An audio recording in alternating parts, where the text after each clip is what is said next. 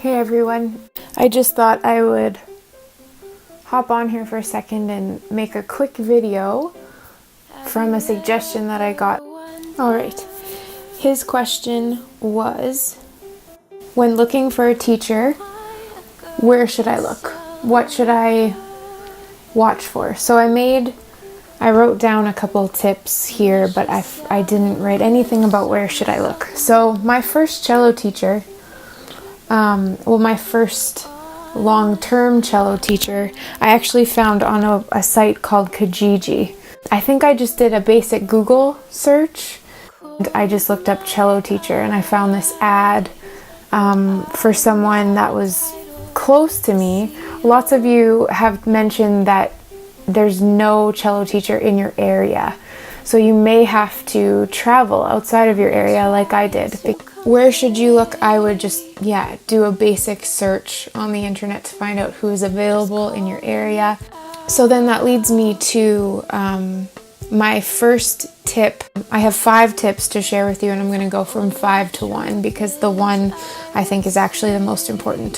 So 5 is something that you have to think about is your budget, how much it's going to cost, including like how much it costs to drive to your teacher. This is actually something to consider. If there's more than one teacher in your area, then you have options, and you can, it's fine to ask people what they charge as one of your first things that you ask them, because there actually is quite a difference sometimes between teachers. Number 4, make sure your schedules line up. I actually wanted to change teachers a couple months ago just because I was traveling so far and this year is busier for me, so I decided I wasn't going to drive a couple hours every week to see my teacher anymore. But the first person that I chose, our schedules didn't line up. After we had signed all the papers or whatever I was supposed to do, we discovered that we actually didn't have any option for when she could teach me. So that's actually a really important thing. Number 4, make sure your schedules line up. Number 3, check what levels they teach and if that matches your level. So what I mean by this is I think that there are quite a few beginner cello teachers, and there are actually some cello teachers that don't accept beginners. They only accept higher levels. It's not a bad idea to do a bit of a background check, and that might even include you having a lesson with them. And by the way, I don't think there's anything wrong with discontinuing lessons. I don't think that that's rude, and as a teacher myself, sometimes even students reach a point where I'm just it's your money. Maybe your money is better with another teacher, or maybe another teacher could fulfill your needs better than I can. So there's nothing wrong with discontinuing with a teacher and doing so in a professional, respectful way. Number 2. Now these last 2, I should say, are something that you may have to have more than a couple lessons with the teacher to know these things. So number 2 is, my favorite kind of teacher knows when to push you and when to encourage you. So when I look for a teacher, I look for someone who isn't just, what do they say? Isn't just buttering me up, or isn't just all about being sweet. And actually, as a teacher, I've really had to learn when to put on the teacher hat and be okay, now this is what we need to work on right now. And everyone accepts criticism differently.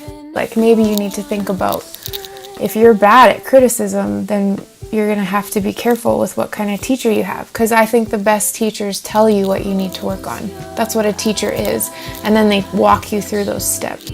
But then the opposite side, if you always have a teacher that tells you what you're terrible at and never what you're good at, you won't progress as fast either, I don't think. And then number one, I think that this is the most important thing, and it's something that there isn't a formula to it, and it's kind of maybe vague, you might think, but number one, make sure your teacher is someone you can get along with and respect. This is the most important thing, and this is something that if you're taking lessons from someone for like 6 months and you decide that it's just not working, then it may be time to switch teachers. And again, I don't think that there's anything wrong with that. It's your money. It's your progress. It's your life. So if you have a teacher that just makes you feel like garbage all the time, maybe it's time to switch. And if you have a teacher that makes you feel amazing, like you're a prodigy, maybe you are. That would be cool. But